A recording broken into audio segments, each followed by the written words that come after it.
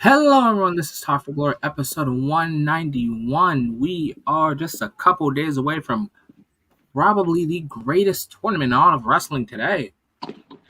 And if you guys know anything about Talk for Glory, if you guys know anything about myself,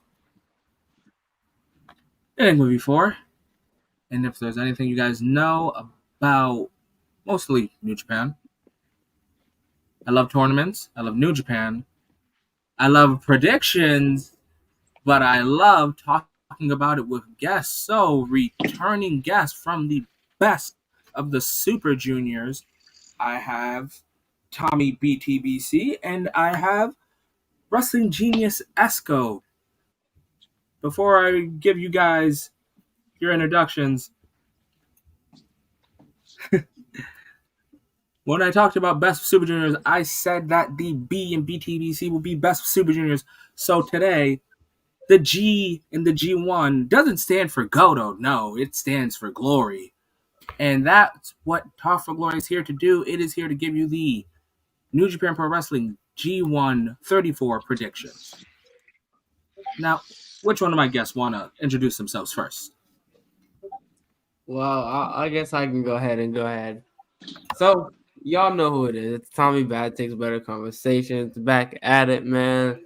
It's always a pleasure coming on Talk for Glory, man, especially talking about these lovely tournaments that they love to host.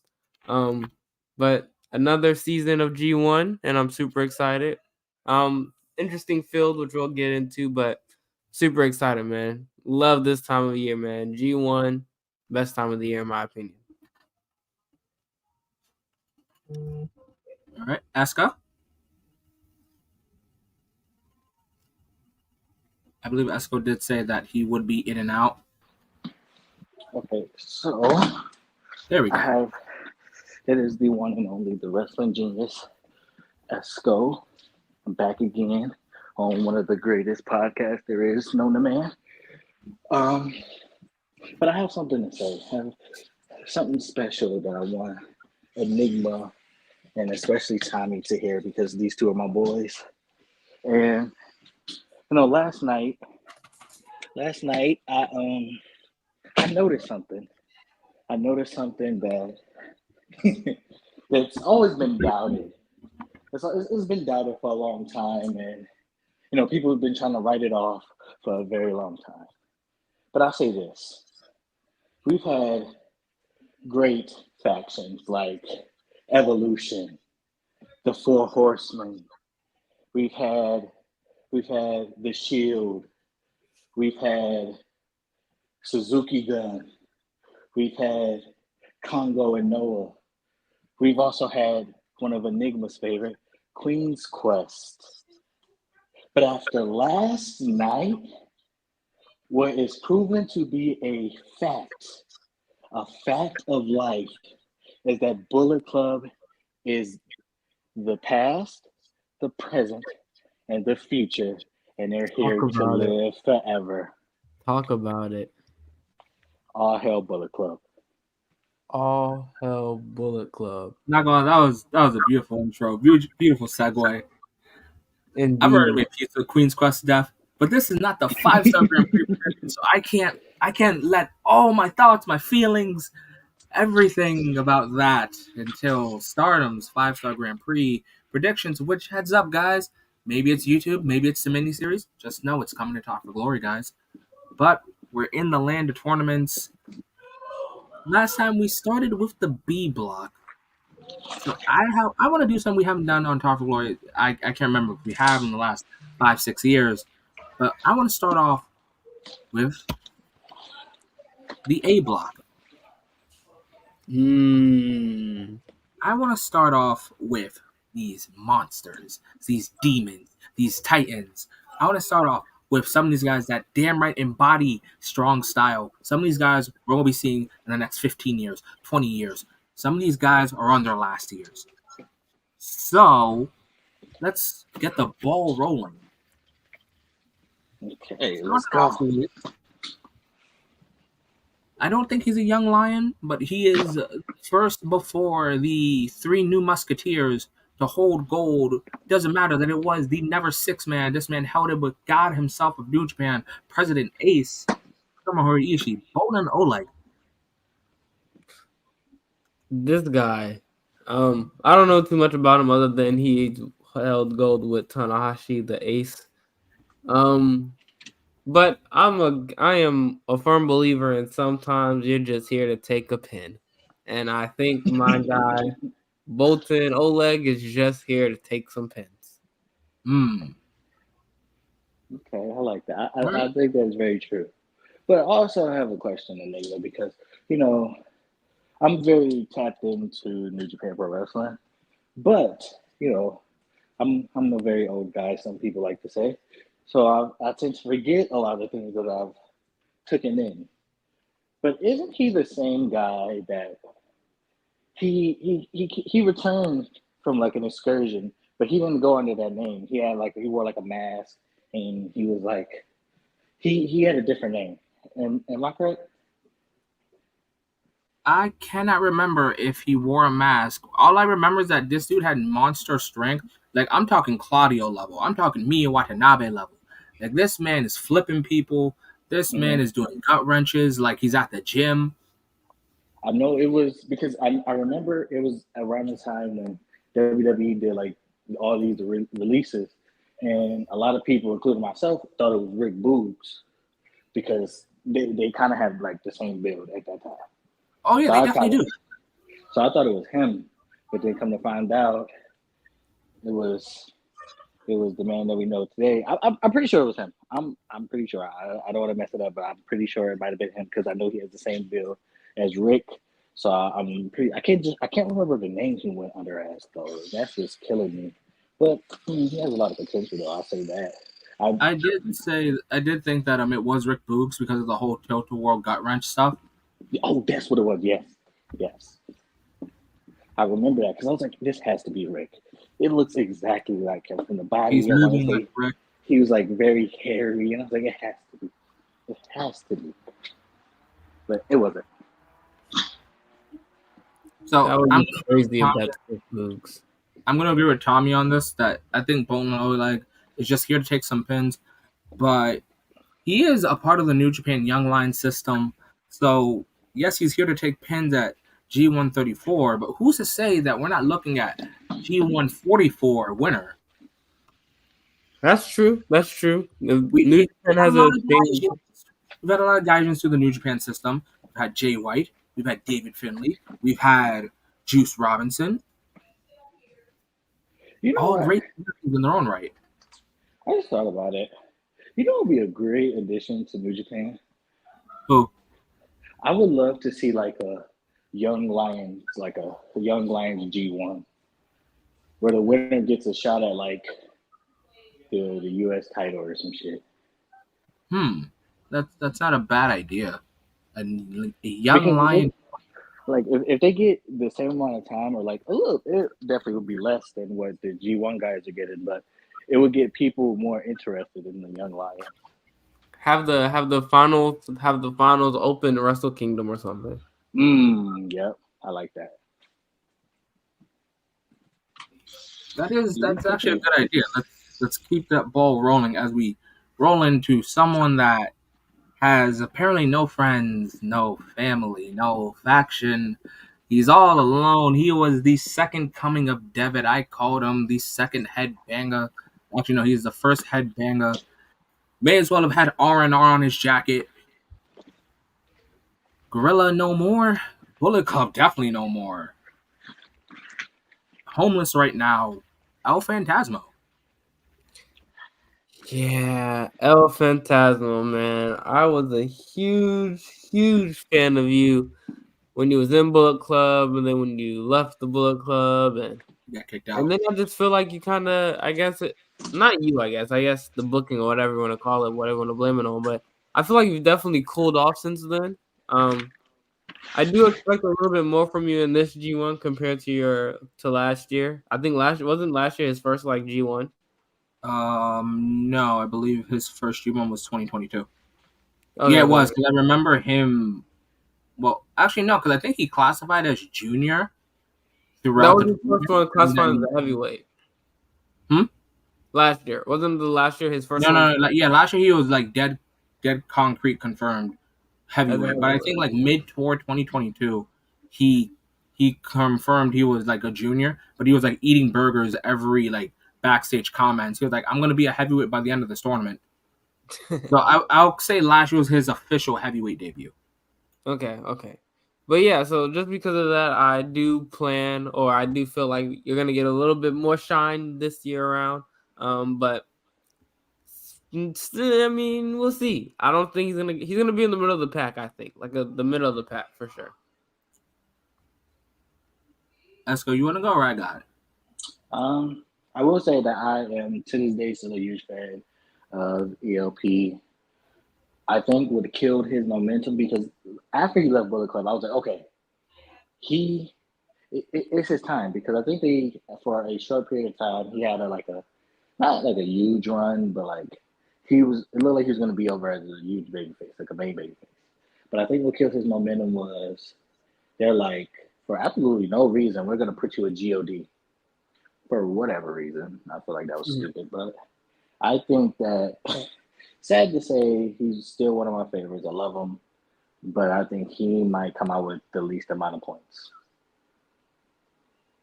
So I'm kind of indifferent about ELP when he joined Bullet Club because I was under the impression that okay, ELP in GOD, it's not the first white guy we've seen with a bunch of Samoans or Tongans. Fair. So maybe, just maybe, I was being way too optimistic, and I thought ELP would be the Sami Zayn of GOD. That would have been cool. That would have been, yeah. The same way that Samuel's kind of like the highlight of the bloodline between Roman and the Usos.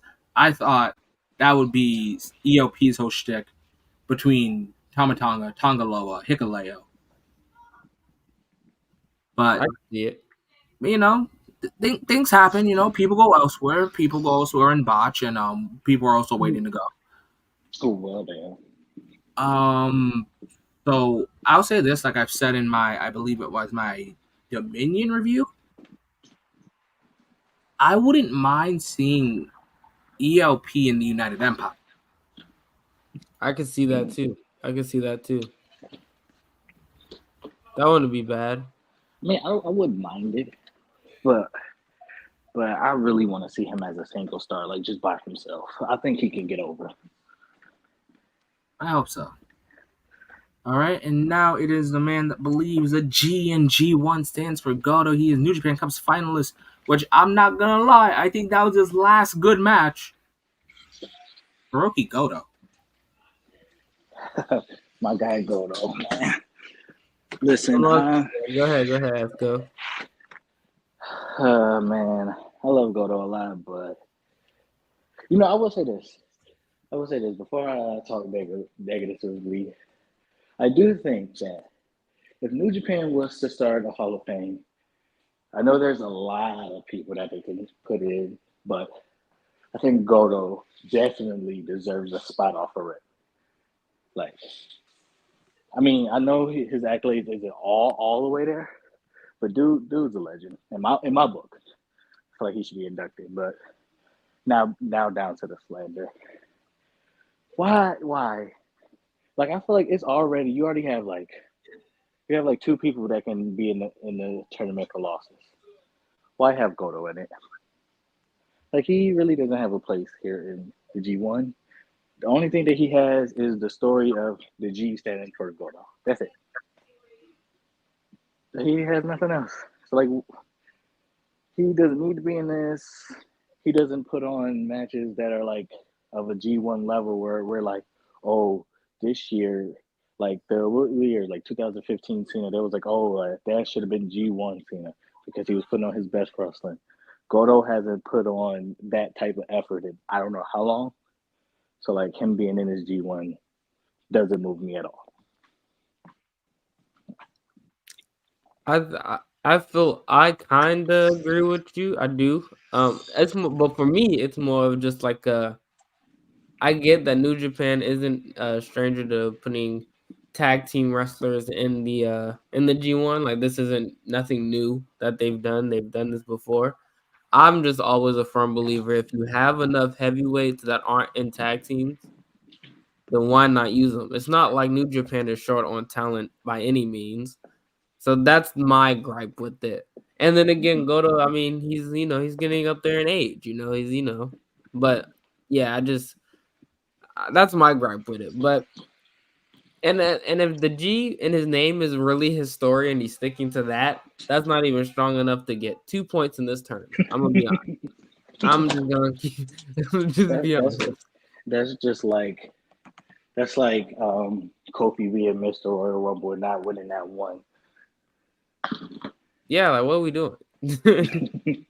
What are we doing? Okay, so as much as I would love to be optimistic about Goto has this thing where he suffers from the same thing Yo does for me in Best of Super Juniors. It's by the time singles tournaments come by, so New Japan Cup, Super Junior Tag League, not Super Junior Tag League, G1, or anything else, by like those times, like those type of tournaments come by, you've done so much as a tag person that I can't like imagine you on your own right now.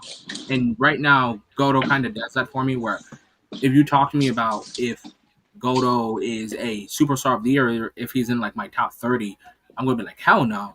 But if you talk to me about like, hey, what about Yoshihashi and Goto? I would say maybe they're maybe like number 20, 22 or something. It's the fact that there's more possibility as a tag team for Goto for me than he is as a singles man. Yeah. Yeah. That's what then yeah, I think his time to shine is normally in the tag league, not necessarily the G1. Now, hopefully, we're all eating our words by, mid tournament, and Goto proves that he's still like that. Because he did do that in the New Japan Cup finals.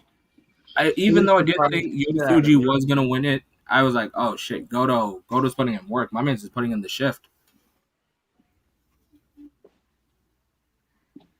But since we're talking about the New Japan Cup and we're talking about Hiroki Goto, let's talk about the winner of the New Japan Cup, Yota Tsuji.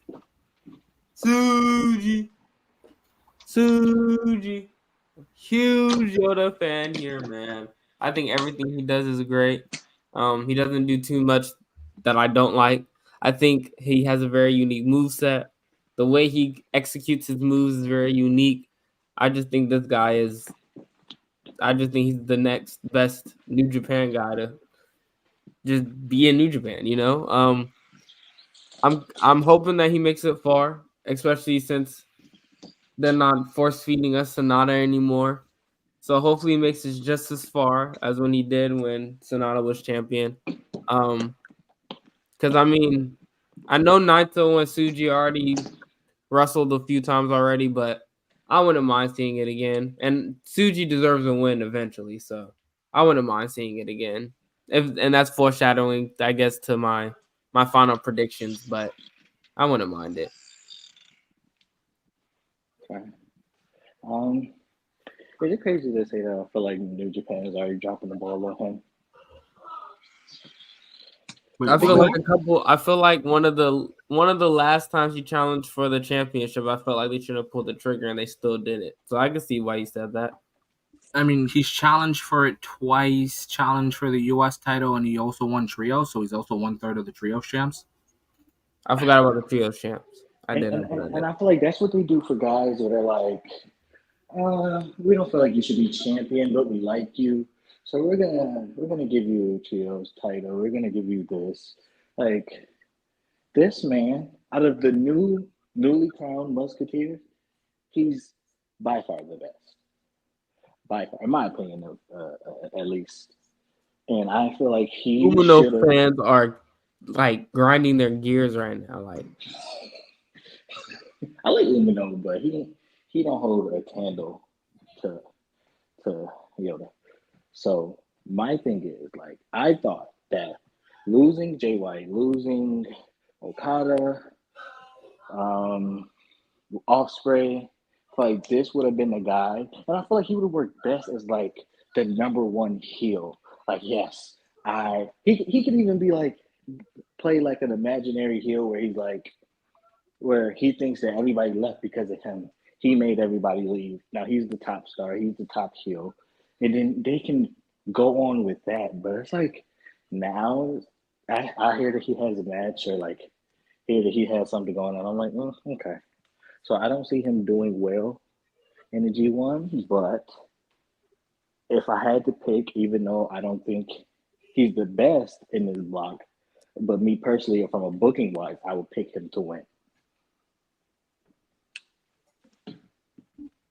So when it comes to Yota Tsuji for me, he's very hot cold with me.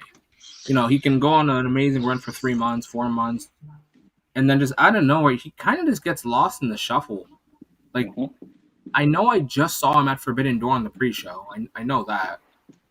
And then I think he had a match at Dominion, or that's where like him, Hiromu, and I think Bushi won the trios titles. But at the same time, as even though he's done that, he's kind of also done nothing. And then when I say that, I actually mean that when it comes to Yota Tsuji, I'll admit it, I see much grander things for him. Do I think Yota Tsuji should have beaten Sonata when he came back? No, but I wouldn't have been mad if that actually happened. Do I think Yota Tsuji should have beaten Ospreay for the U.S. title? No, but I do think that match was okay. We can't put this dude in the mid card, and if we do, he basically has to go on a Shinsuke IC title run. Yeah. And I was under the impression, okay, he lost against Sonata, he lost against Ospreay, but then he won the New Japan Cup. With the steam, momentum, and hype behind his match with Goto, if they would have done Naito versus Tsuji, and Tsuji winning, I would have been okay with it. That would have been a true coming of age moment because you guys have the Three Musketeers, and I guess we can compare in a sense. And AEW has their 4 pillars. Although Shota has not held gold, and actually no, Ren Narita's held gold. Ren Narita's held gold. He's held the 6-man, and Shota Umino kind of just has his association with John Moxley to bank on. But yeah, you got the guy that's cool with John Moxley, and you got Ren Narita, which even though we clowned him, he won gold. That kind of goes in the shuffle when you go, yeah, but Tsuji's won the world title. Similar to how whenever you talk to anyone about AEW and you talk about the 4 pillars, yes, Darby's a former TNT champ, tag team champ. Same thing with Jack Perry. Sam Guevara's a former TNT champion multi-time. But then it all goes into the wayside when we start talking about MJF and his historic record-breaking world title run. And I thought Tsuji would have done that. Yeah. But since that's not the case, can Tsuji be one of the few people to win both the G1 and the New Japan Cup in the same year? I don't think so. How many times has that been done before? I think 3 or 4. Tsuji can do it. I probably gotta go back and look for that. All right, but next is a part of just 5 mid guys, Yu Uemura, and I said that he sucked. I said he sucked a couple months ago, and that Taichi was the only guy of just 5 mid guys with aura, and I'm not gonna lie, kind of stand with that. Still sucks. Still no aura.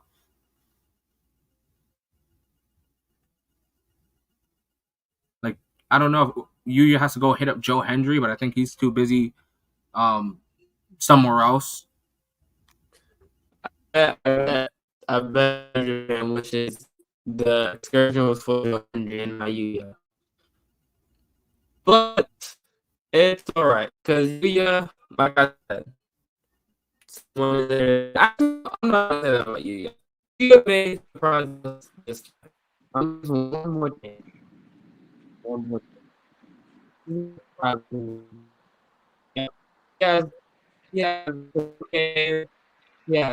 Yeah. Maybe here. He built a great Oh, so he cut out.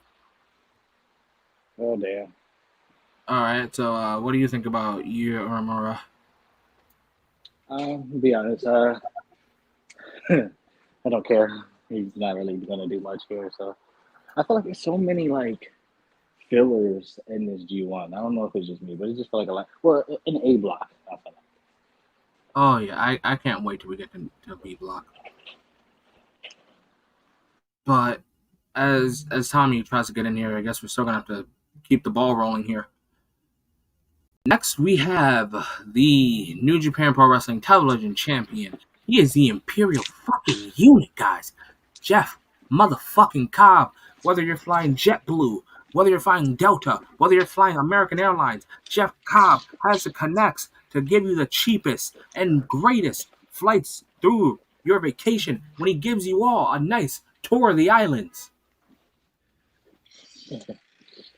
Every time we talk about Jeff Cobb, we do this wonderful, beautiful intro for him.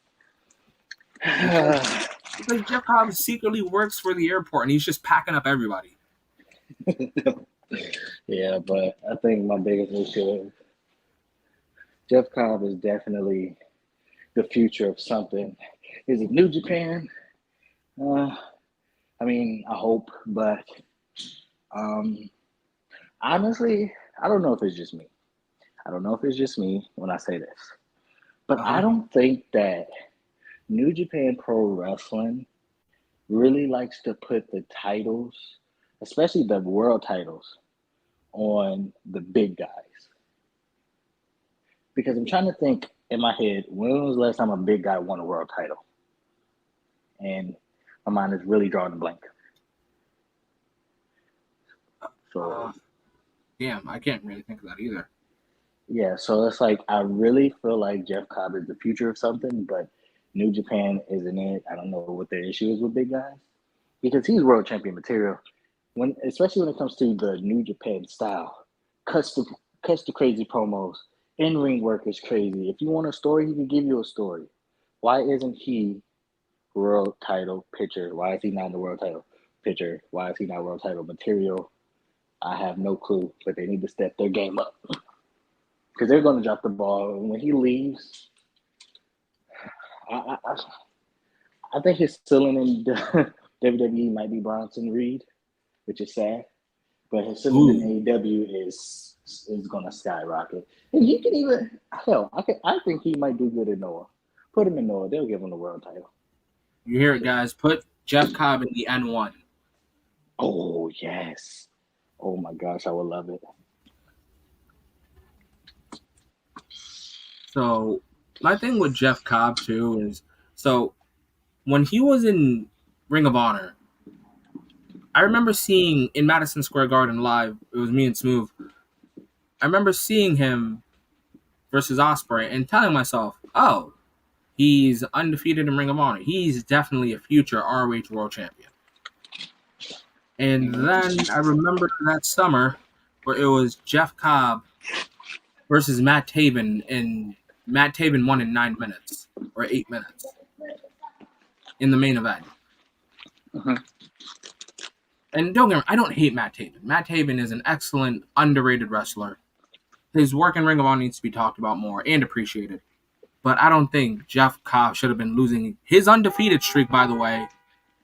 Undefeated Jeff Cobb in 8 minutes. Yeah, I love Matt Taven, but that whole weird run he had is crazy.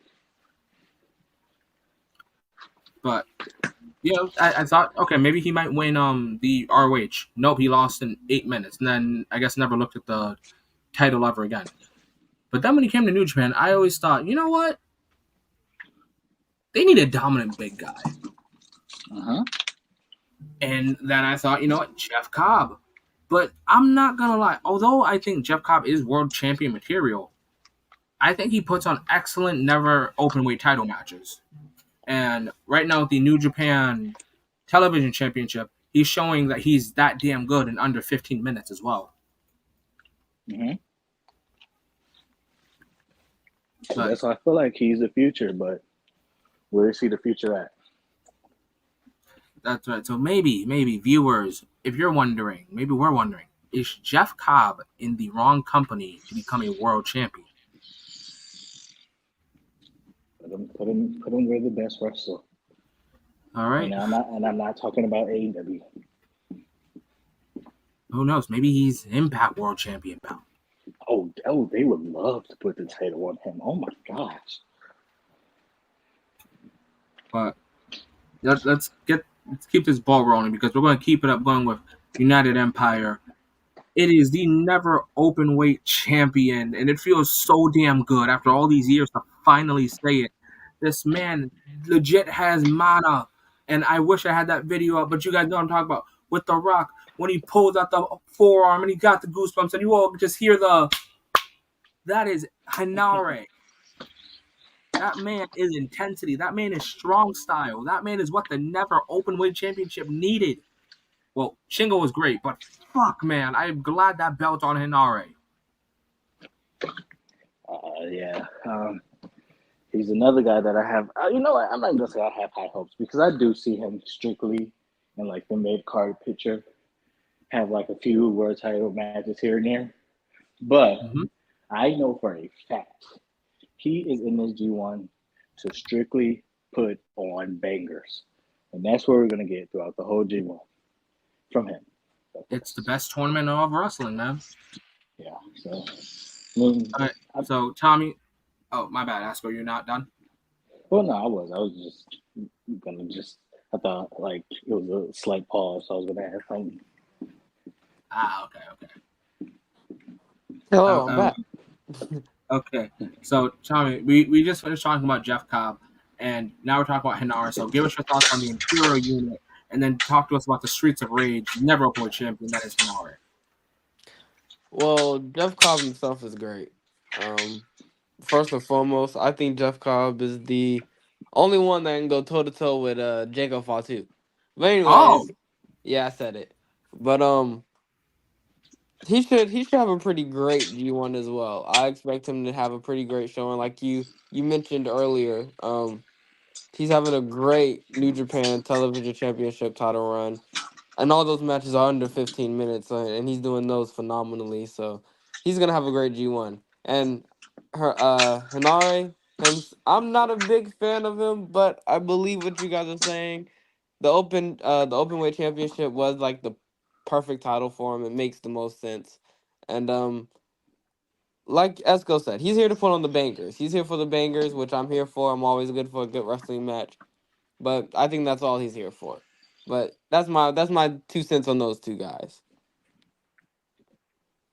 Okay, so that's both of United Empires. Now I'm going to segue into Bullet Club War Dog territory, where it is the IWGP Global Heavyweight Champion, a man that's had a quiet but loud year. He's had some moments, some impactful moments. Not enough people are talking about it. Hell, his faction's doing great. I feel like we're back where we were last year. Let's go. And importantly, we have a special message from Clark Connors. That's my dog for real. Okay, it is his dog for real, the leader of Bullet Club, David Finlay. Can you say that again? Who wants to fucking start? Can you say that again? The leader of Bullet Club. Yes. Put some respect on the leader. I'm gonna still stand on that. I think it's funny how David didn't interact with AJ. I think he was ducking him. Oh, whatever. We know the real. We know the real. David was gonna pull up on AJ, and he got a call saying Tony Khan said that that's not the best idea for the partnership. So he was like, "All right, I'm gonna back off him. I'm gonna let him stay for now." That's how I see it. That's why I know actually, because Gabe Kidd called me up and he was pissed. He was yelling like, "Fuck Tony Khan, fuck that, fuck AJ, fuck WWE." Like, listen, I tried to calm him down, but you know how the War Dogs get. Shout out to the War Dogs, man. I love Bullet Club. If I was on my normal account, y'all saw it earlier. I have the Bullet Club logo as my profile picture. I love the Bullet Club and all forms of the Bullet Club.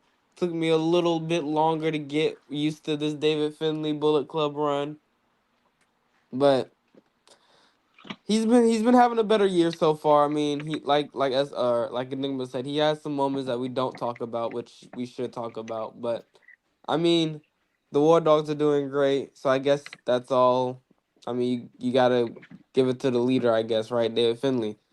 Gotta give him But credit. I just think he's in a bad block. Oh, That's all. Oh, definitely.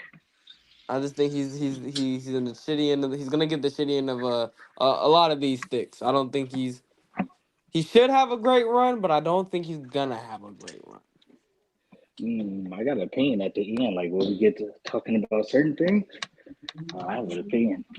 Might be a hot take, but is it about David? oh, definitely. But I'm gonna save it for Ooh, later. But I all am right. gonna So say David has been. I'm not gonna say he's been the best leader. I don't even think he's top 3. But as a leader, one thing that I noticed about David Finley that I haven't really noticed about any other member of the Bullet Club, oh, he made sure his guys eat. David Finley made sure his guys eat. He's making sure that Gabe Kidd is going places. He's making sure that Clark Connors is getting booked correctly. Don't get me started on Driller. He's making Driller look like a star. He's made sure that everybody's in a great position to win. And that's rare that I've seen from a leader in Bullet Club. Because if you think about all the past leaders, it's always the best. They've always been the top name. They always been everything has to be about them. AJ, even though I don't consider him a leader, but Finn, Kenny, Jay, all of whoa, them cared about themselves. I would argue, I would debate here that Jay was a team player 2019. I mean, he was a team Oh, yeah, player. bro, I literally have a picture of all of them holding gold. I mean, that's true. But at the They same was time, all eating, man. Like I would argue maybe only Kenny, some of the Bullet Club was starving. but you got to think about it. Jay White's Bullet Club is very underrated because all of those could have been most of them could have been world champion material. So, I mean, I could have booked them myself even if they wasn't in Bullet Club to win the titles that they did. So, I mean, I just feel like y'all not trying to give my man props. David Finley doing his thing. He moving. I'm giving David his props, but he's kind of what's the word? He's kind of in that Prince Devitt run where he's doing it all, but he's not doing the grand thing. For Devitt, it was winning the world title.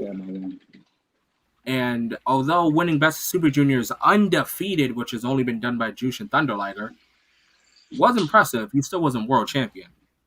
So David, I give his credit, but yeah, you beat Dolph Ziggler and you beat Mox and you beat Ospreay and I guess you beat Yoda Tsuji on one of the tours. That's all great, and you got Jake Lee in Bullet Club. But yeah. Where's that world title? Oh, That's don't what's worry about it. missing, man. Oh, trust me. Just wait. I got something for y'all. Don't even worry about it. We're When just we get to the big trusting question. David Finley. Yep. All right, Just so trusting let's David. keep this Bullet Club ball rolling because next we have House of Torture's Red Narita.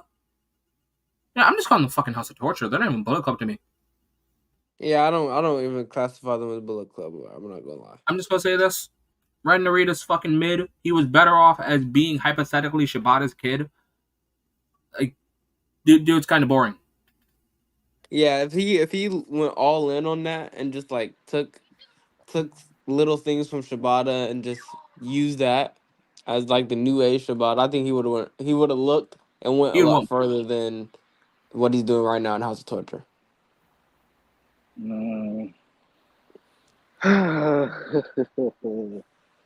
Another muskie. They're treating Ren like the middle child. Yes, The Three It definitely. Musketeers. says He's a the middle lot. child. it says a lot when Jack Perry was in House of Torture, and dude within like the first 10 minutes had more aura than Ren Narita. Instantly. Like, how does Jack Perry have more aura than you? Bro, I'm telling you, they treat Ren like a middle child, bro. But anyways, now it is time for some AEW representing the Don Callis family, the most underutilized motherfucker on this roster. The new Alpha, Konosuke Takeshita. He beat Kenny Omega clean. He did do that. Be fast about this. Takeshita, he walks out of this bitch with 10 or 12 points. My man just underutilized, but he's about to crash out because they've been holding in his potential. And the G1 is where he's going to let that potential out. Also, Don Callis can't be here. I have no idea if Don Costa is going to be there or not. But I agree with you. I agree 100%. I think it is time for Konosuke. I think New Japan secretly loves Takeshita. I think they've been trying to get him in there forever. We just haven't heard about it. But I think they're finna just use. I think they're finna use Takeshita like that, like he's their own. I think he's gonna have that good of a run. I think Takeshi is going to be. Whew, I think he has a lot to prove. As in, like, okay, I think this is going to be his breakout. Where it's like, okay, AEW isn't booking me well. Watch this. Watch what I do in another company. So I think this is going to be his true breakout. And I see him really going far. I can see him maybe being in the top 3, maybe number 4 at most. But I don't know. It's going to be tough for him. But this is like I said, this is his breakout, and I feel like he's gonna do what he says and show like he deserves the opportunity. All right, guys, that was the A block. And now we're going to segment into the B block, which I think it's a mixture of both not talked enough about, and yet everyone's talking about it. Because let's look at the goddamn names. It is what people are arguing is the next ace. Maybe Tanahashi's kid. Maybe John Moxley's kid. He's damn sure not Red Shoes' kid. Shota Umino, the new IWGP World Heavyweight Champion. Tetsuya Naito, the Dragon Shingo Takagi. If you guys didn't see Dragon versus Dragon, Bryan Man. Danielson versus Shingo, watch that shit. Sonata. And I'm not gonna lie, he's actually given more fucks this year than he has in the last 10 years of his career. I think he's given 3 fucks. That's a new record. That is a new record. And one of those years he was world champion, and you would think he would give more than 3 fucks during then, but he didn't care then either. No, I think he gave a fuck in his entrance at Wrestle Kingdom. He gave a fuck when he lost, and I think he gave a fuck after the rematch. After that, he ran out of fucks. 3 fucks in 1 year must be just exhausting for him. We won't see Sonata caring for another 20 years. And I'm okay with that. Then we have the GOAT Okan. We have Callum Newman, which, Lord, I can't wait to get to you. It is Vegan Techers, the greatest technical wrestler in New Japan. You may argue in the world, he had match of the year candidate against Bryan Danielson. He's potentially a superstar of the year, depending if you go vote on a Google Doc, depending if you go on another podcast that has bad takes, better conversations. And then we have a crash out fucking dummy, Gabe Kidd. Shout out Gabe Kidd. And we have the newest member Whoa, of whoa, the... whoa, whoa, whoa, whoa, Time out. You're not going to come out and crash out. Definitely. Respect the GOAT. Respect the GOAT. Like I just said, I just got off the phone with him, and you don't want me to make that call again. Trust. You're right. You're right. The New Japan Strong Champion, Gabe Kidd, still the human crash out there. My man wants to smoke with everyone, everywhere, any place, anywhere. Damn, I just said that twice. This is how Gabe Kidd feels. He's all over the fucking place. And I can't wait getting another call from Clark Connors. That's my dog for real. Who the fuck was letting him backstage here? Anyways, his dog for real, Gabe Kidd, and newest member of the Bullet Club War Dogs. My man said goodbye to whatever faction name that thing was. He said goodbye to Pro Wrestling Noah. This man is an ass kicker. He laid out Naito. That's the first time I saw him, and I'm already a fan. Guys, he, again, is the newest member of the Bullet Club. Clark, what? That's my dog for real. He's Clark Connor's dog for real, Jake Lee. And then we have Evil. He sucks. I'm not giving him brand entrance. Damn.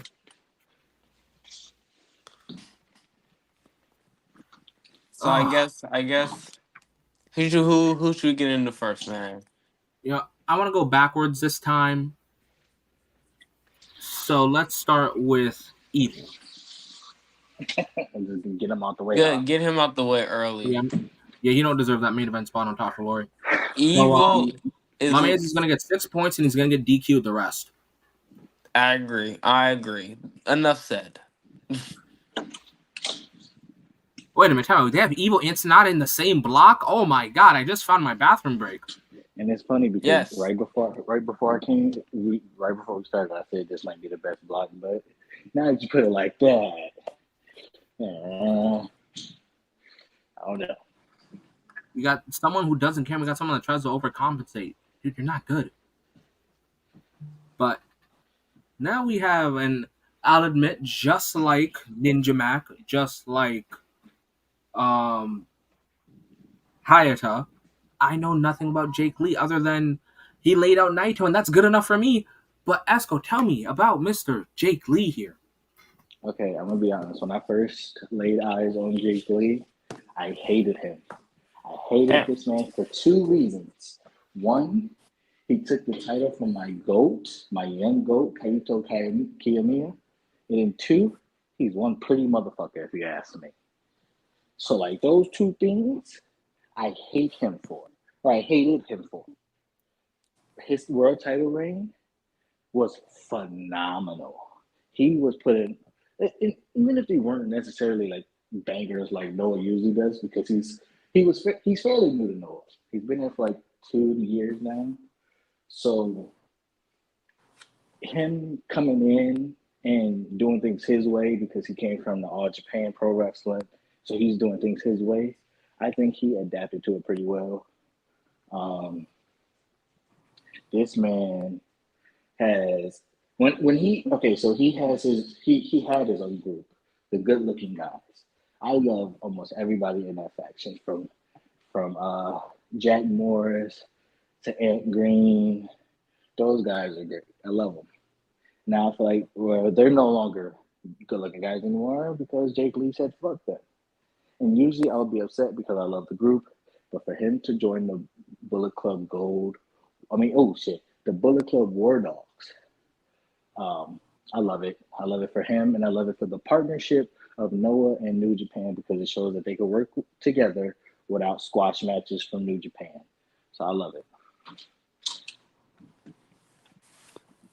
I'm excited to see what he's all about. I don't know too much about him outside of that he is the newest Bullet Club member.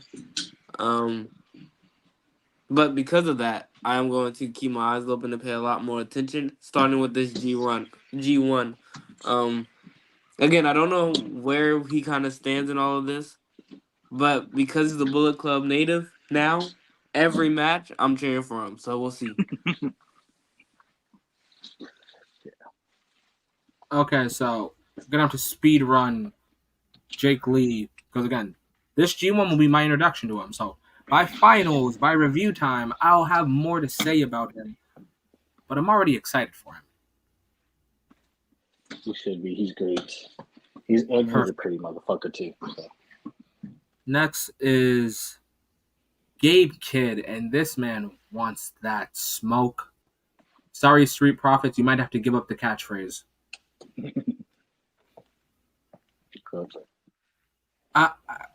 Damn. If there's one thing I wish in this G1, it's that Eddie Kingston was here.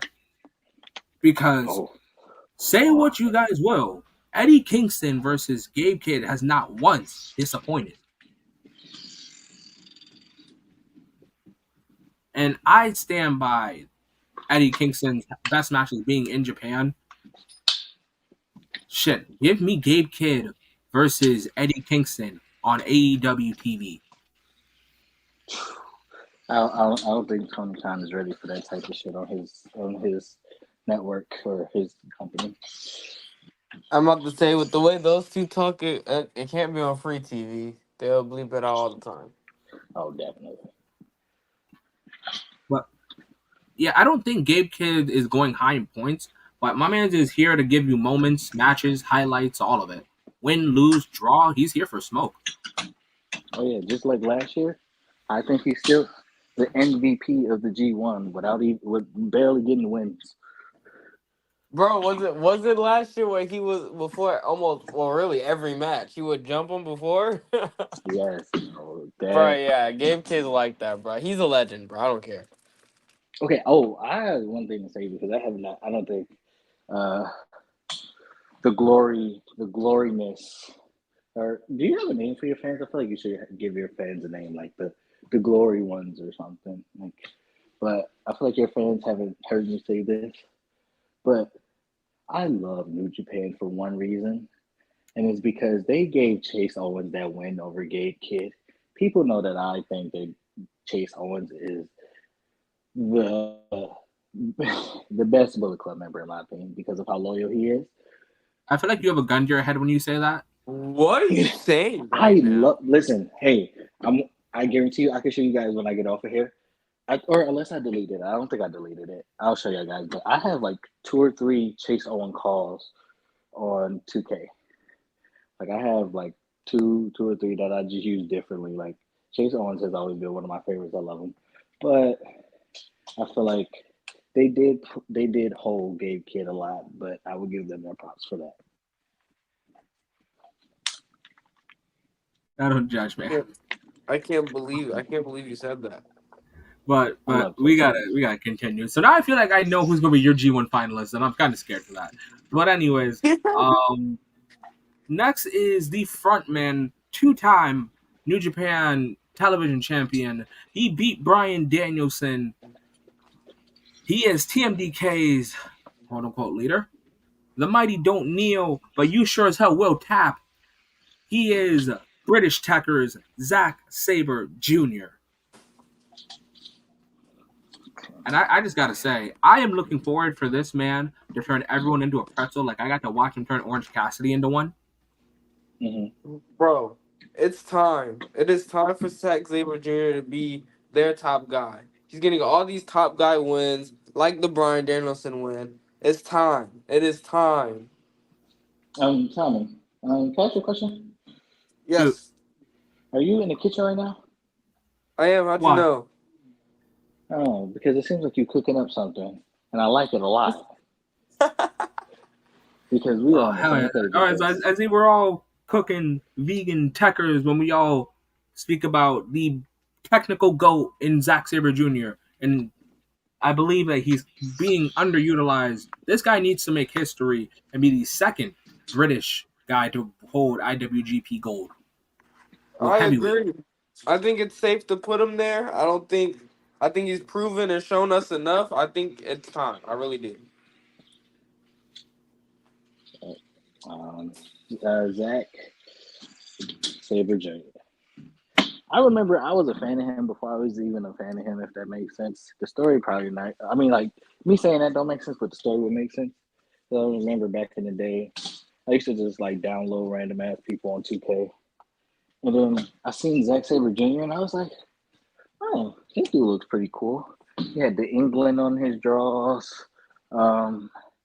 He just I like seemed this Rev cool. Pro Like, theme song. oh yes, that is a banger. But I remember playing with him, and I was seeing his moveset. I was like, oh, he's technical. At this point in my career, I didn't care for technical wrestlers. But I'm like, oh, this guy sucks, but I love his moveset. I mean, not his moveset. I loved his look, and I loved his theme. So I was like, okay, well, I'm gonna just keep booking him. And funny enough, I would download Will Ospreay too, and this was like when he was in like his Spider-Man era. So like, When he was Will cosplay. yeah. But I've as I've grown my wrestling knowledge, I've grown to love technical wrestling. And Zack Sabre Jr. to me is like, surprisingly enough, the good cop bad cop of like a Gabe Kid, where it's like Gabe Kid will go at you ruthless, like he fuck you, fuck you, fuck you. Now Zack Sabre Jr. is gonna do that, but it's gonna sound more polite. Like he's gonna sound like he's reading the book as he's talking his shit. And I love the way that man can cut a promo, that man can win matches, that man can tell a story. Give him the title. Great shit talker, like phenomenal shit talker. He's just great. He's great. All right, next is Callum Newman, the young boy of the United Empire. So I'm gonna let you guys go first because I'm gonna take a minute. I'll start it off because I'll be quick. I don't really know much about this guy at that much. Like I've seen some stuff here and there, but I still have to get more acquainted with him. So hopefully this G1 he impresses me. I'm gonna say it, but someone gotta take the pen. And my boy, again, G1 is just too stacked right now. I just don't see him really getting pins over many of the guys in this group. Just to be honest, so I just don't see it. Sorry, man. Just not yet. I mean, he just got here. He's still getting into New Japan. So like, this one's not. He's just here to take a pin this time around. Okay, so I have seen Callum Newman, I believe, since January, February, around that ballpark. And I'm not gonna lie, this man believes his own hype, which everyone has to believe their own shit. Before you say, you got to be confident. And for him to claim such a thing, such as being the combination of Osprey, Prince Devitt, Jay White, some other guys. So not to cut you off, but isn't this the guy that Will Ospreay said he's going to leave New Japan in the hands of? Yes, and unfortunately okay. for Mr. Commonwealth Kingpin, I'm going to have to disagree from what I've seen these last 6 months. But with this man claiming those things, I'm not going to lie. Maybe we might be blowing smoke. Maybe he might be that guy. But where this young punk, and no, that's not a TMDK reference, where this young punk lost me was when he said no one can go as high speed as him. Now, unfortunately, I don't have that clip on me because I'm pretty sure that'll cause a fucking riot. But claiming to be more high speed than anyone in Japan is a bold choice. When we have some people, well, let's talk about men that are high speed, like Taiji Shimori. He's fast as fuck. Then when you look over to Stardom, we have people like May Sierra, Starlight Kid, and who am I thinking of? God damn it. I wish I can remember her name. A lot of people get it wrong. Oh, wait. Now I remember, and somehow I got it into the video, guys. It's at AZM, you fucks.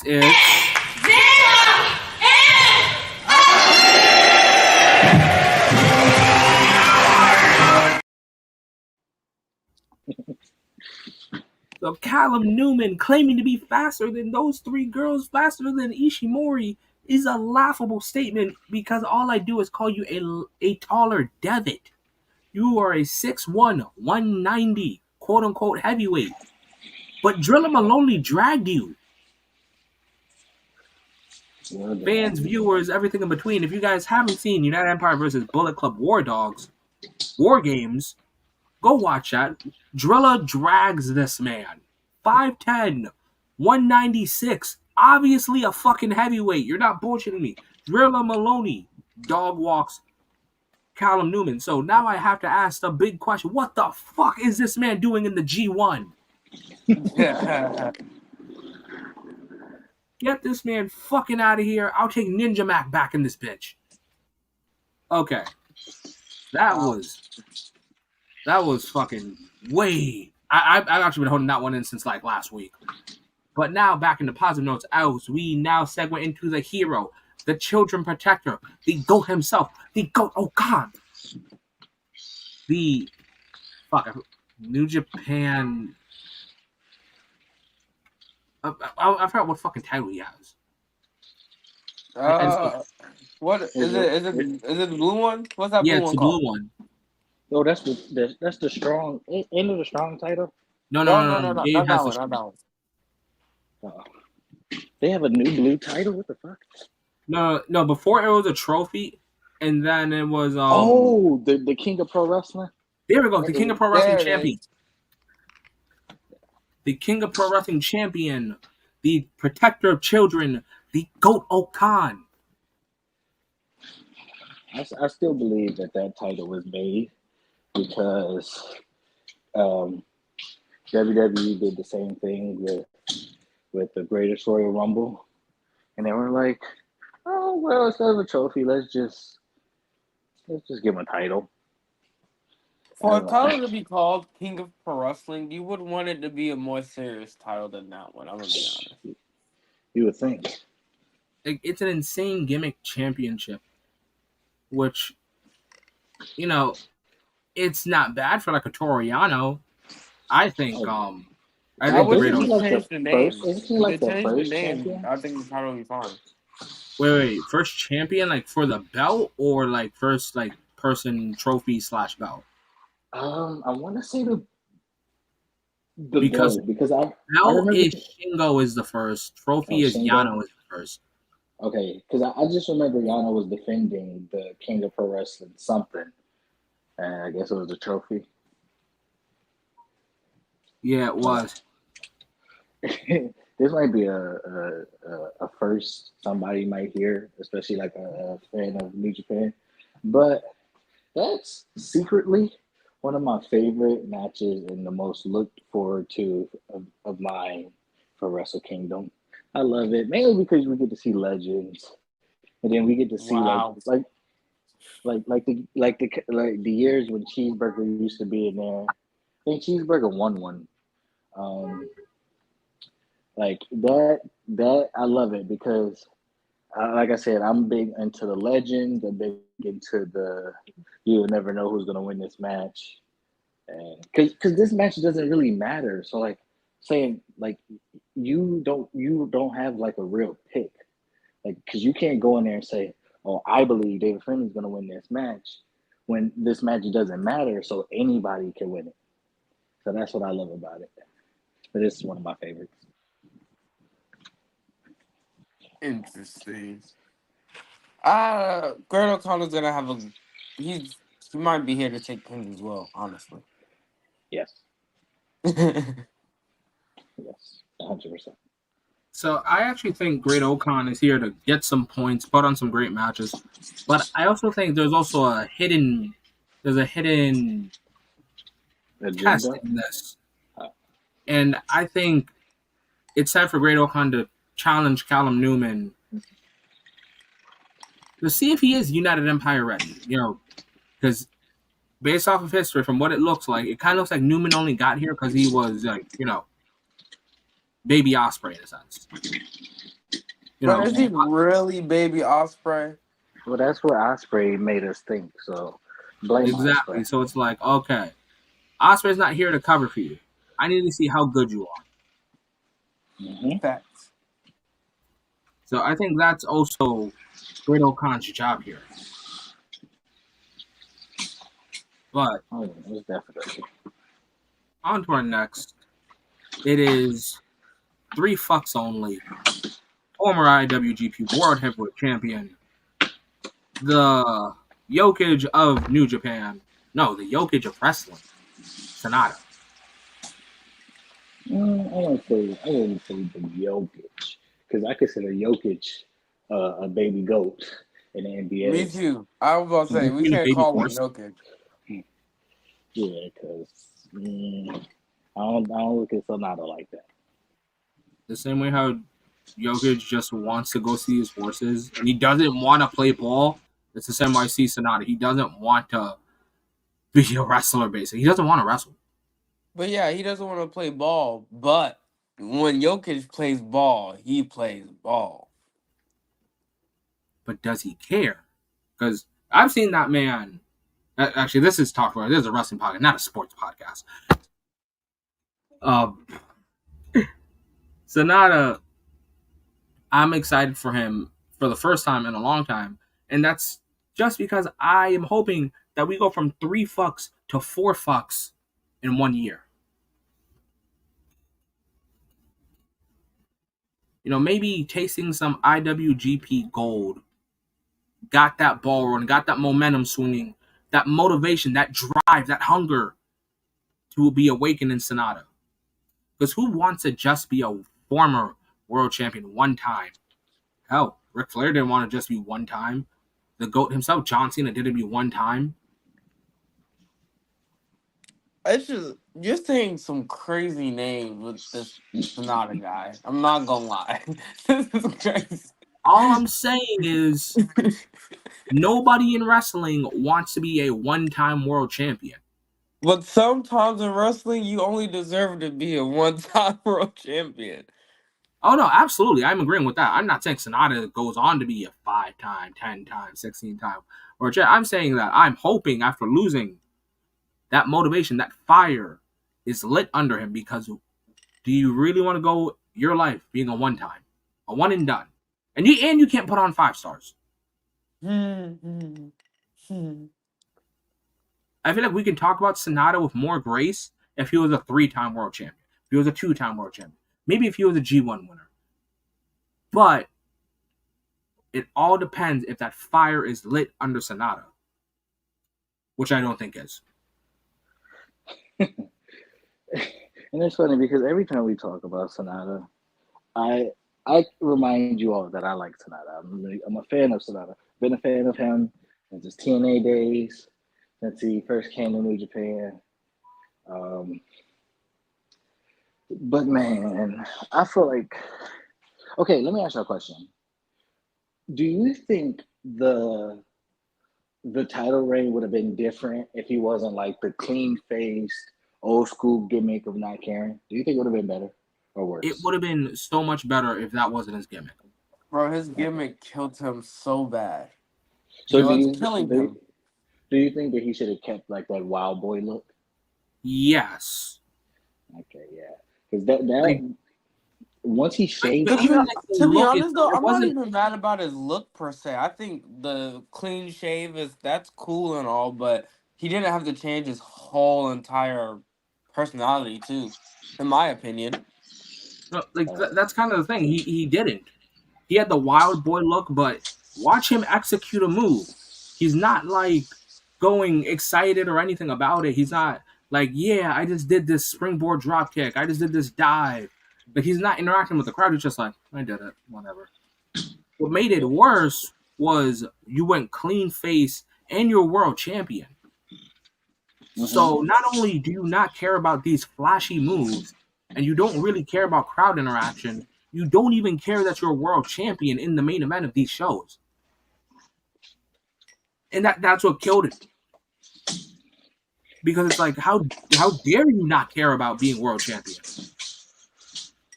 and that's the thing because I remember when he first like changed his gimmick and everything, and he said he wanted to be like the traditional world champion. But even back then, if you look at the traditional world champion, like a Ric Flair or like even like a Antonio Inoki, because I feel like that was the age he was going for. Inoki was not boring.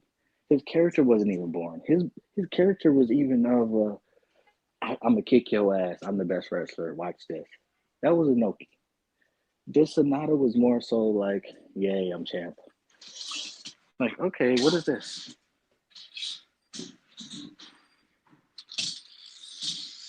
I just think Sonata is he should be just a great mid card guy, and that's it, and that's fine, you know.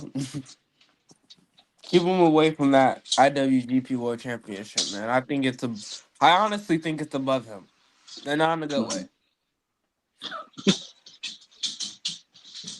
Yeah, no, that was actually like the perfect way of saying it. I do think that the IWGP title is above Sonata. Oh, And Sonata. although I want him to be motivated, all it takes is night one. Once I see him wrestle night one, and whether he gives a fuck or not, that says it all for me. You don't want to be in the G1. Yeah, I just gotta watch that first night, that first matchup. Depending on how it is, will tell me if I'm gonna watch more Sonata matches throughout the G1 season. Oh, that reminds me. I have no shame in saying I did not watch a single Sonata match last year. I don't think I did either, honestly. Last year, uh, uh, hmm, I think because the thing is, I know I have. I just don't know how many. The only match I know of Sonata pre G1 is his match with Suji. Um, The last Sonata match I watched was when he went against Suji, I believe. I don't remember because it was quite a few. Only because like this is gonna sound crazy, but I try to stay up for all my Japanese shows. New Japan, Pro Wrestling Noah, I can stay up for. But New Japan, I tend to fall asleep during the show, and then I will wake up, and then 9 times out of 10, Sonata's wrestling. So I usually wake up to his matches, which is funny to say because he's the most boring person. But yeah, I will usually just wake up and he'll be wrestling, and I'll be like, oh well, I'm watching the Sonata match. It's cool. But That's all it ever is, just cool. speaking of the fire that I'm hoping that is under Sonata, there is a dragon with hella fire, and his fire never goes out. This man is a former never openweight champion. This man, all he knows how to do is turn up the heat, and it is a former IWGP World Heavyweight Champion, Shingo Takagi. Bingo. Lord, damn, I know where I want to start, but you guys know that I'm nice and let the guests talk first. So, by all means, Shingo. I mean, I'm a huge Shingo fan. Love Shingo every time he's in the ring. I tell Tatiana because she's slowly getting into wrestling. I'm trying to get her into the Japan side of things. You know, I have to ease her in. Can't show her too much Make at her one watch time, Noah. but Make her watch Noah. I'll make her watch AJ Styles versus Rare Fuji. Boo, boo. dude, watch the N1. Well, I like. Well, I mean, you'll probably talk about that in another video. Esco will, but that N1, though, that N1 is actually kind of interesting. But anyways, Shingo. Back to Shingo. Right. I was telling Tatiana, you gotta watch Shingo versus Will Ospreay. Everyone, all of them. There's not a Damn. bad one. You know, there's just not a bad one. And then obviously the Danielson match. You gotta watch that one with me because that one is another banger that you just gotta see. Shingo's one of those guys, one of the Japan guys that I am gonna show Tatiana. One of the first ones, and that says a lot. You know, I haven't even showed her Okada yet. That we got to build up to that, but. Ooh. Shingo's definitely on that list of guys that I feel like if you're getting into New Japan, you have to see. You have to see him. And you're starting her off right. What about you, Esco? What do you got for the dragon? He's in a category of, I can't remember what I said earlier. There's quite a few on this list that I feel like fit this category, but I feel like New Japan has dropped the ball on this guy. Like, yes, he's a former world champion. That's cool, but then now you look back at it, so now he's a former world champion. So what does that title even mean anymore? So with that being said, I feel like Shingo should be at a level of where a Naito and an Okada and a Tanahashi was. He should be at the top of New Japan Pro Wrestling. For some reason, I look at Shingo now and I look at what he's doing in New Japan, and it just screams mid Carter. It screams, I shouldn't be here. It screams, he deserves the Dolph Ziggler gimmick. It should have been him. It should be him. He should be world champion. He should be, right now, in his career, he should at least have the title 5 times. Damn, 5? Yes, 5. Because think about it. He's given, like, granted, nobody really cares about the star rating. But companies do. The company leaders do. WWE as well. Because once they get a highly starred rated match, they talk about it on the shows. So with that, Shingo is giving them a lot of those 5-star, 6-star, whatever matches. They love that type of stuff. That's why they keep putting him with an Ospreay. They're putting him with a Danielson. But they're not giving him nothing else. They're not giving him nothing in return. They're like, go make us happy. Go put on his mega matches. Go give us those stars. But what are they giving him, though? Nothing. He should be a 5-time world champion by now. That is a take because he did start in New Japan in 2019 or 2018 to be more exact. And that's the only reason where I would give a pushback to what you're saying, Esco. And just saying 5 might be a little crazy, but 2 to 3, I definitely can see. Not to mention, when he first came into New Japan in October of 2018, he came in as a junior. Now, I've already given Driller his bullshit, but I was already, before even Talk Glory had their first 50 episodes, I was calling bullshit on Shingo Takagi as a junior heavyweight. Tristan, shut up. I was having those fucking doubts. When I seen this beefy motherfucker, the first thing I thought was, wait, he's teamed with Bushi? Wait, I got the scale? So I'm glad that he's a heavyweight, but a 5-time IWGP World Heavyweight Champion may be a reach, but I respect that. But when I look at Shingo, I do see a future world champion because he has the fire that I hope Sonata got in January.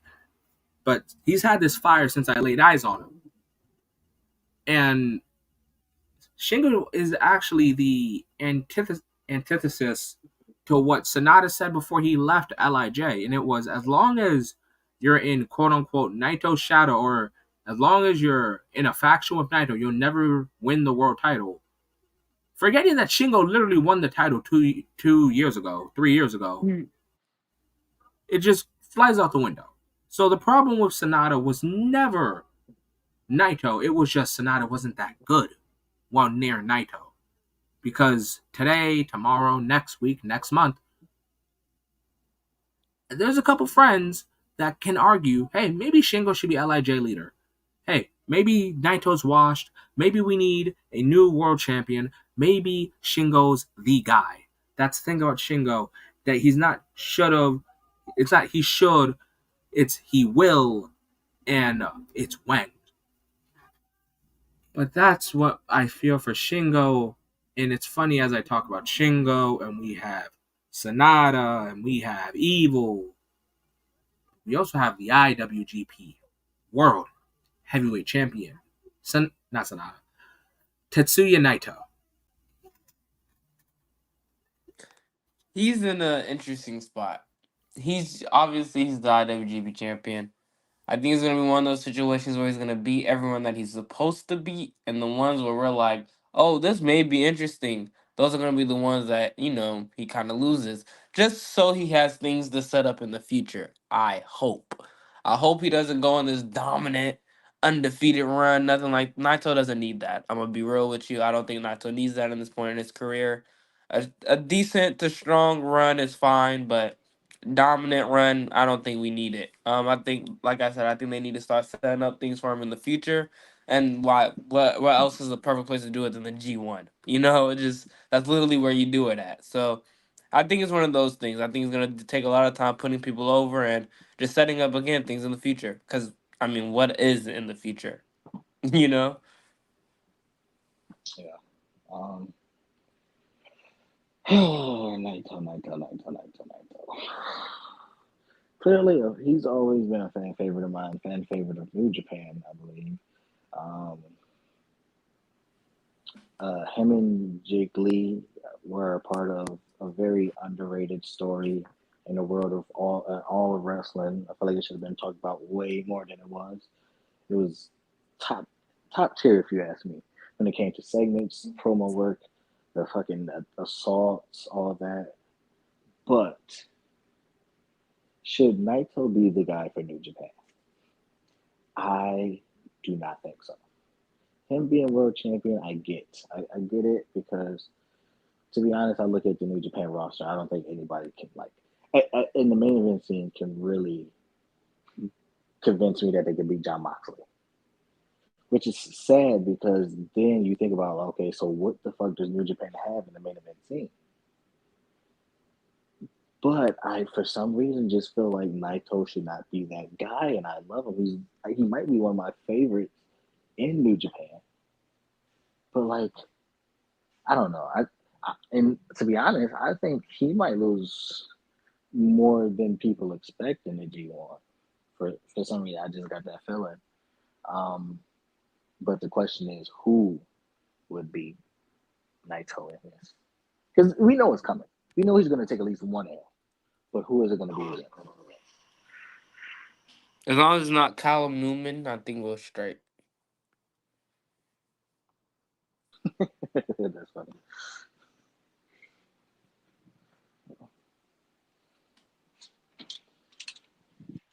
Okay, so I've heard everything, and that's a lot more peaceful than I was expecting, honestly. Because I think it's time for Naito to pack it up. I said in my Dominion review that Naito didn't need to be the guy to beat Mox. We just needed the title back in New Japan.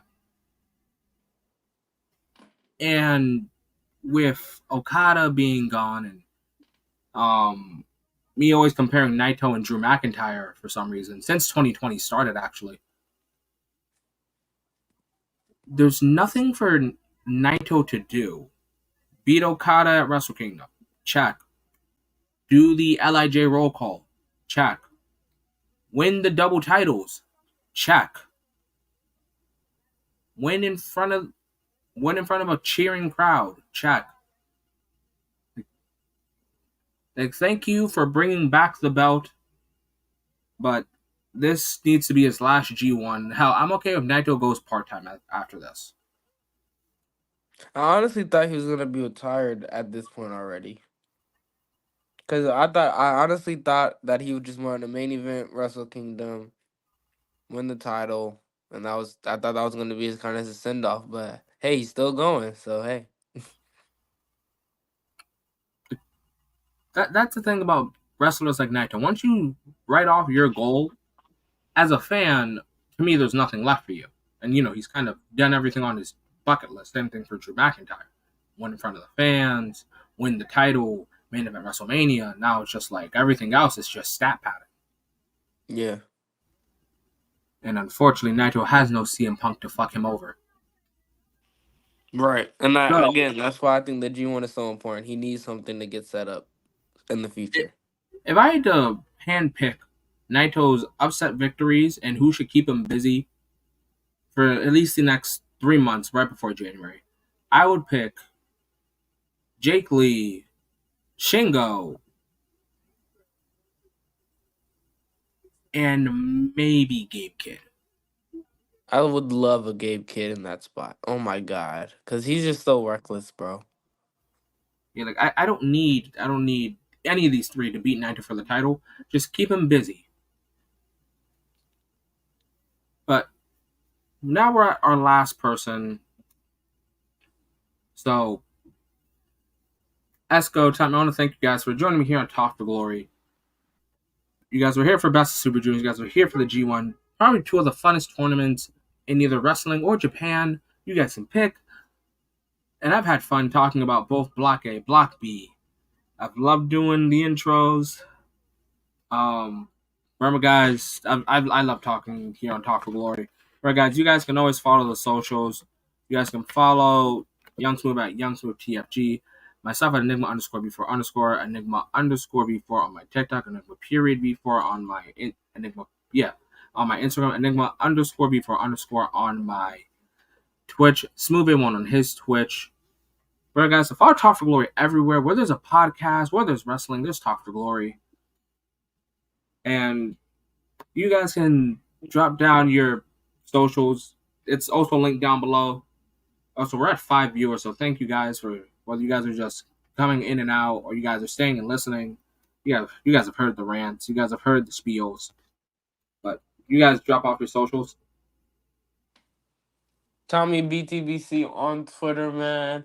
The BTBC podcast actually does have a Twitter page as well. I believe it's just BTBC, or yeah, I believe it's just BTBC podcast on Twitter. I think there's an underscore in it. I have to go back and look. We just made the page, pretty new. But yeah, follow them on Twitter as well. And yeah, that's kind of where we are most of the time now. And obviously YouTube, of course, at Wrestle Spot on YouTube. But yes, Tommy BTBC on Twitter. Yes, you guys can find me on YouTube with Wrestling with Esco.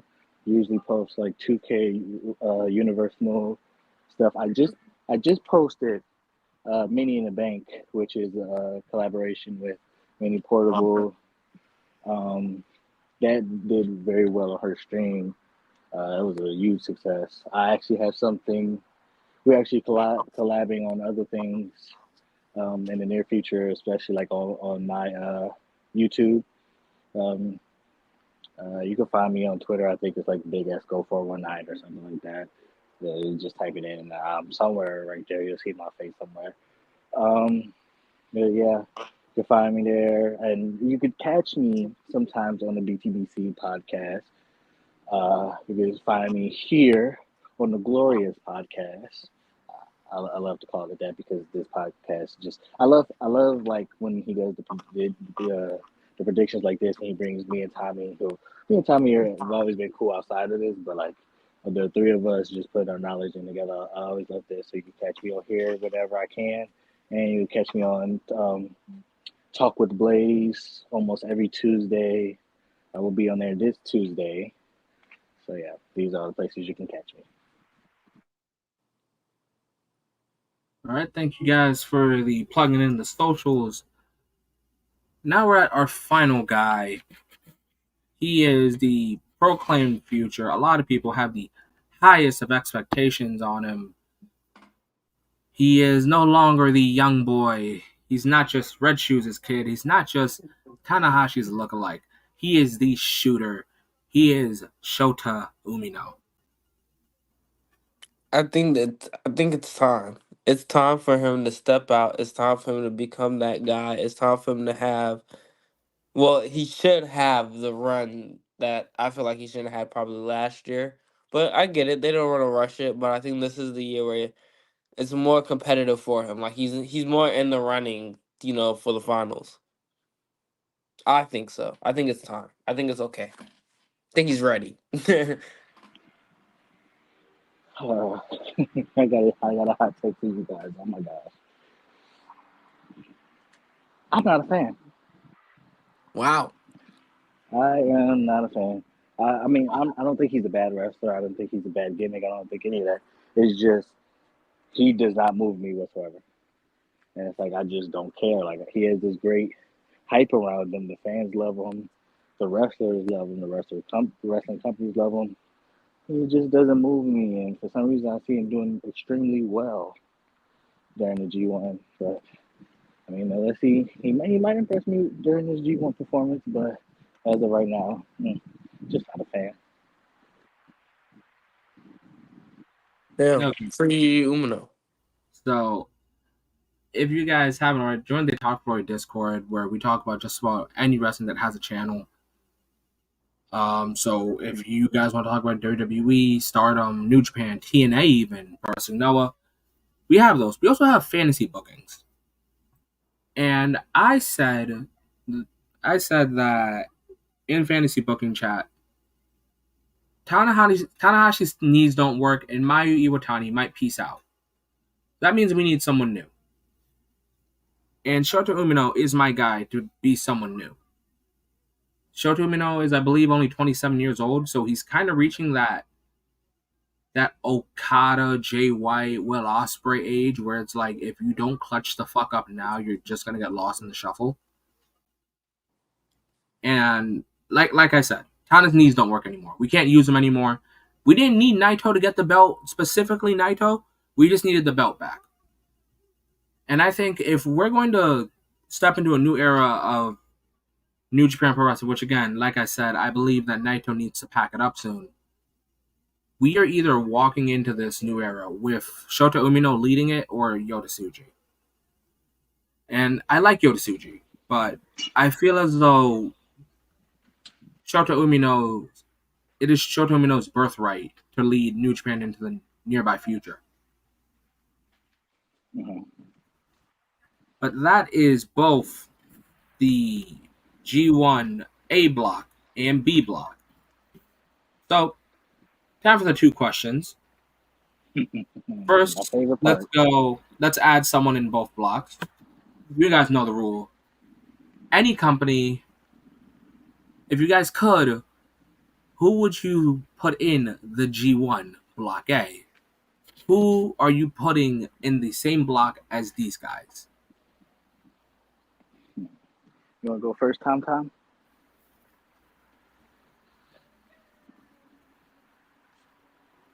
Guess not. Esco, you can go first. Mm-hmm. You know what? Both A block and B block, I'm gonna do Noah guys. All right. Hold on, real quick. Hold on.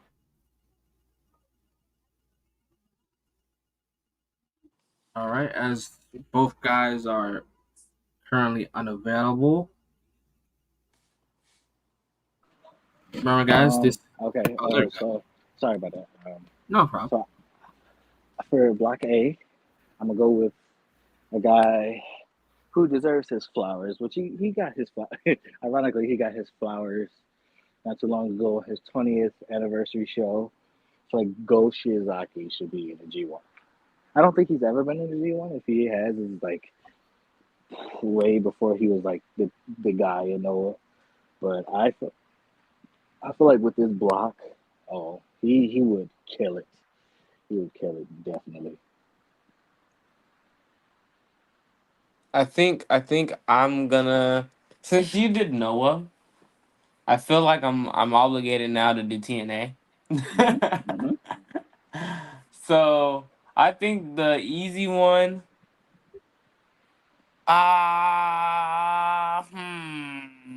Should I have this block? Actually, yeah, I want to put him in this block. I'm gonna put Josh Alexander in this block so I can get my Takeshita match. I can get my Jeff Cobb match. Yeah. Those are great. Those are great guys to fucking put in this G1. This block. During their partnership, we didn't get that. It's crazy. I think we can get that. I think we can. I don't think it's impossible. It's never say never in wrestling nowadays, man. So, I would actually go for, and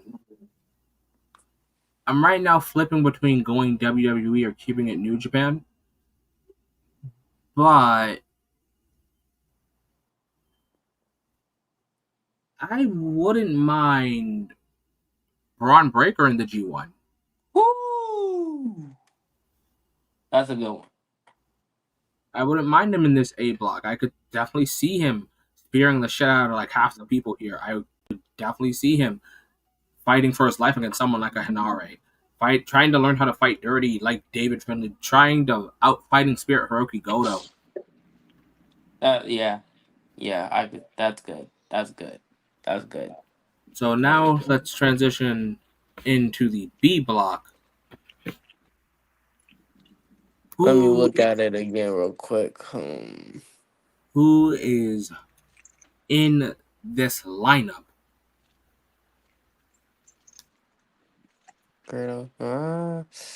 Ooh, this is good. Who do I want to see in this block? I'm trying to think who's going to put on bangers with Takagi, who's going to put on bangers with Sabre Jr., who's going to put on bangers with Gabe Kidd.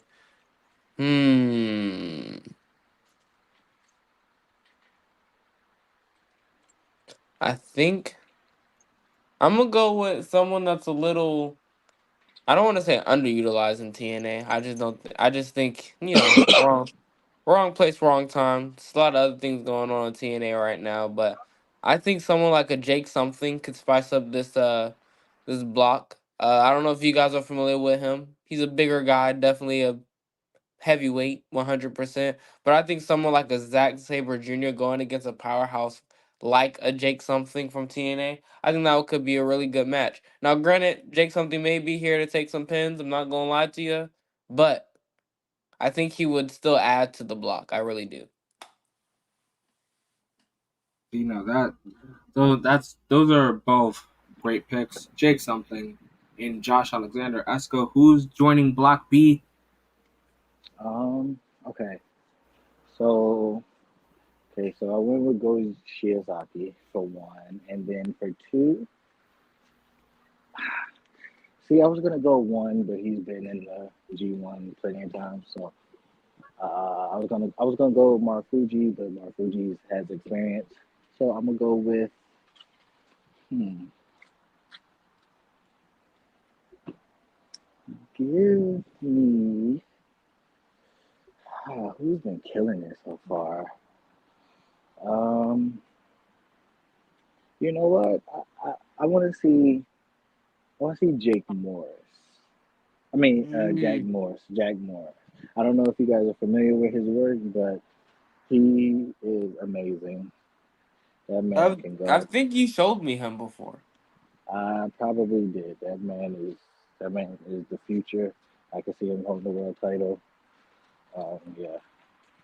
Pretty sure I've seen like a couple clips of him every time I try to get into Noah. So I've already said shit, I already forgot what the hell I said. Oh, Braun Breaker. Okay, so now I'm gonna go across and go into AEW territory, and I would love to see, especially in this block, because this man is going to put on bangers. Damn well it may as well be called fucking damn near murder. I would love to see El Toro Blanco Roosh in this G1 bracket. I like that pick too. I like that pick a lot. I would love to That see is Roosh in the crazy. G1. In I this like how you block pulled that. specifically. I like how you pulled that one. I love it. So just going through the lineup. For Tommy, you would have Jake something and Josh Alexander. Yep. Esco, you would have Shiozaki, and Jack Morris. Yeah, correct. All right, and then myself, I would have Braun Breaker and Roosh in the G1. These are all some kick-ass fantasy bookings, and I hope one day this becomes a reality. But fantasies aside, now we need to pick a winner and two finalists. So here's our closing out for Block A, guys. Who do you guys got winning? Whew. So for me, for Block A, I think from when I was talking about him in the first half of the show, I think you guys already kind of assumed where I was gonna go. But I'm gonna play it. I'm gonna. Ah, this is crazy, but I'm going with Suji, bro. I know this is crazy, but I'm going with Suji. I'm sorry. All right, you're going Yoda Suji. Esco? I'm going with David Finley. Yeah, Whoa! I knew he was gonna say it He's because I been did so ask, "Where's that versatile. world title?" And he might get close if he wins like his bracket. Yeah. Oh, But trust me, it's his time. It's his time. I'm gonna agree with Tommy here on. I'm gonna go Yoda Suji. So winners of A block hypothetical from me and Tommy, Yoda Suji, and from Esco it is David Finley.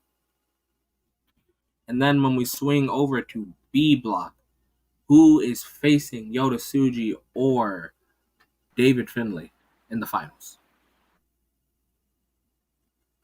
I think I'm gonna go with another safe pick. You can call it safe, but Zack Sabre Jr., man. I think they're gonna keep rewarding him on the year he's having, and I think he's gonna be in the finals in the G1. you know what? Sometimes they say great minds think alike because that is my pick as well. Damn. See, I want to say Zach. I'm literally 49-51% between these two people. It is between Zack Sabre Jr. and Shota Umino, but there's only one winner in life and there's only one loser in life. So I've got to pick one. And for that, for the sake of a new era, a new generation, a new time in New Japan Pro Wrestling, I'm going to say that the G1 finals will be Shota Umino versus Yota Tsuji. Oh, that would be good as fuck too. Shota Umino versus Yoda. That would be good. That would be good. But I got Yoda and ZSJ. Great picks, great fantasy books. Hell, great video. But guys, I just want to thank you guys again one more time for joining me on Talk for Glory. And especially thank you for joining me on the G1 34 predictions. I love doing these, whether it's by myself or whether it's with guests. The G1 is my favorite tournament of all of wrestling. So I'm glad that you guys enjoyed yourselves as well. And we got to hear a lot of thoughts. And now we wait the clock down because the G1 starts next Wednesday. Woo-woo.